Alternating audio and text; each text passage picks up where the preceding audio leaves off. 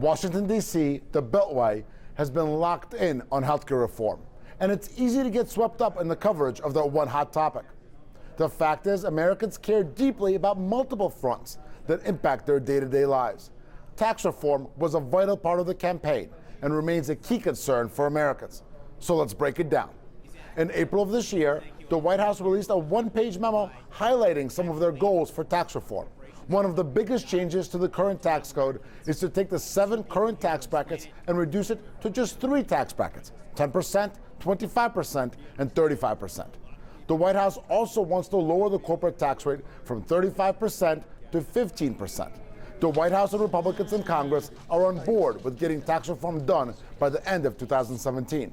However, a delay in getting a health care bill passed will delay tax reform as well. Speaker of the House Paul Ryan said that they're working with the administration now to come up with a, quote, transformational tax reform plan, unquote. So why is tax reform so important? That's what this is all about. It's about jobs, jobs, jobs, good paying jobs. There is criticism from Democrats who contend that the proposed changes would primarily provide a tax cut for the wealthy and unnecessarily expand the deficit. Having said that, there are those in the administration who see the potential for some bipartisan, yes, bipartisan, support for tax overhaul. Even President Obama said before he left office that this needed to be desperately reformed. And so there's a lot of pro-growth, pro-business-minded Democrats that will join the Republican caucus on tax reform.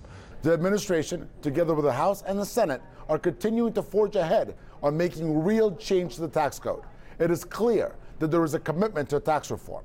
However, it does appear that the repeal and replace of Obamacare has to get done first, with tax reform following right behind. And that's the bottom line.